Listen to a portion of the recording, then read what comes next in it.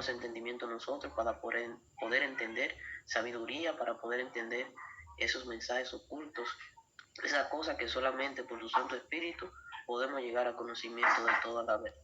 Gracias, Padre, por todo. Te presentamos al hermano para que... Amén. El hermano Alberto Sánchez con nosotros. Adelante, hermano.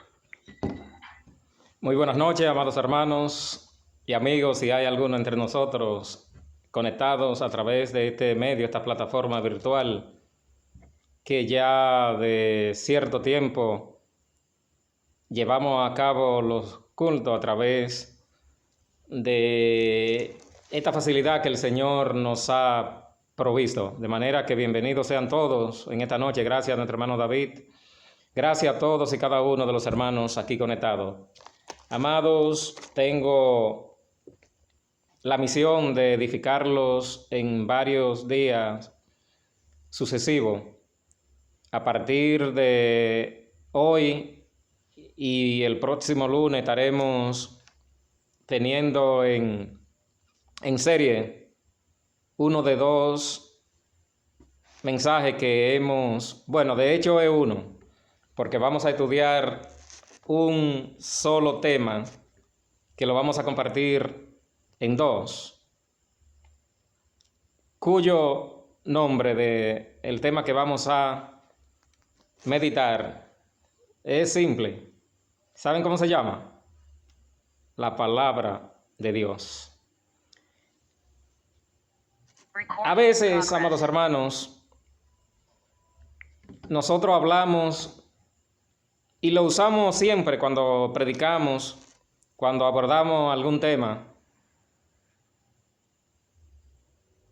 El fundamento es la palabra de nuestro Dios, pero hoy yo quiero que la estudiemos como palabra, es decir, el tema llevará el nombre palabra de nuestro Dios.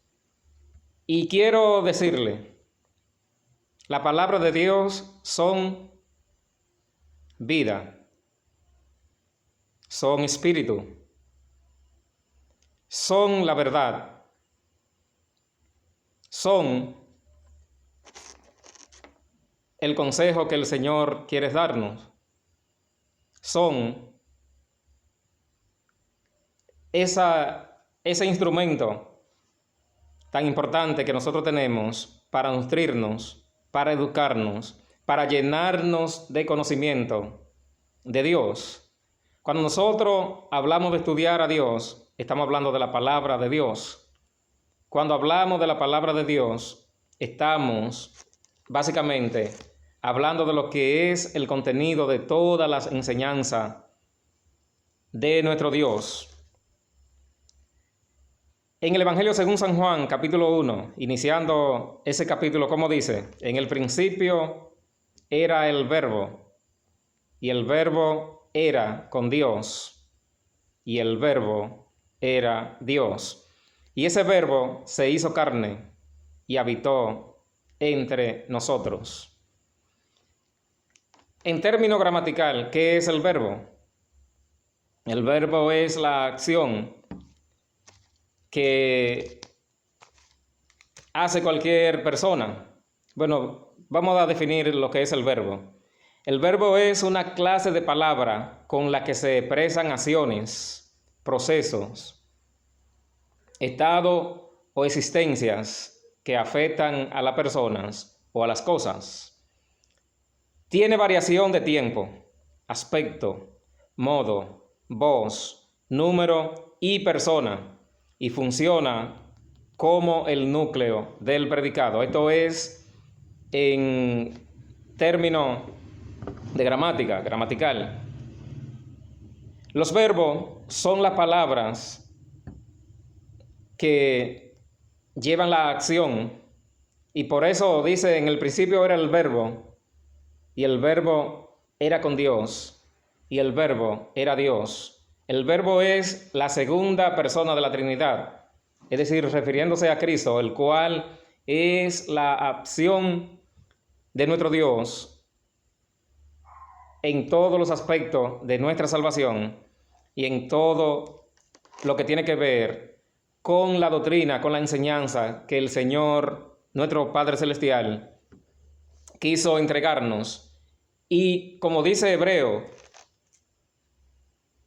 Dios, Hebreo en su capítulo 1, del 1 al 4, Dios, habiendo hablado de mucha manera por los profetas y por aquellos antiguos profetas hoy nos ha hablado a través de su Hijo amado Jesucristo. De manera, amados hermanos, que hablar de este tema, es decir, de la palabra, es sumamente interesante y de gran edificación. Porque déjenme decirles que la palabra son atajuez. Jesucristo dijo, yo no le voy a juzgar, pero la palabra que yo he hablado, ella le juzgarán en el día postrero. De manera que ellas son atajuez. Ahora bien, con relación al trabajo de nosotros, los que de algún modo ministramos esta palabra, ¿cuál es el consejo que nosotros recibimos de nuestro Dios? En la primera carta del apóstol Pedro, en su capítulo 4 y su verso 11, nos dicen, si alguno habla, hable conforme a las palabras de Dios.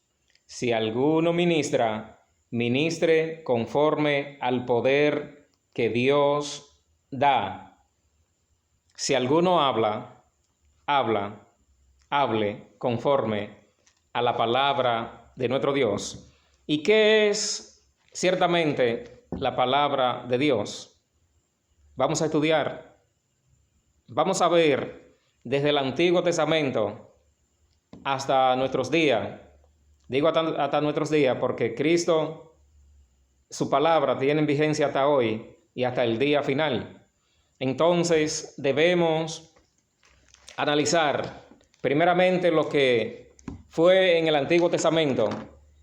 ¿Qué fueron los consejos? ¿Cuáles fueron los consejos que Dios le dio a ese pueblo cuando le sacó de Egipto? Pero antes, cuando él trataba con aquellos, recordemos en los tiempos antes del diluvio, Noé era una persona que afligía su corazón viendo la actitud, al igual que Lot, dice en aquel lugar de Sodoma, que dice ellos afligían sus corazones viendo la actitud negativa de aquella persona, aquella sociedad de entonces.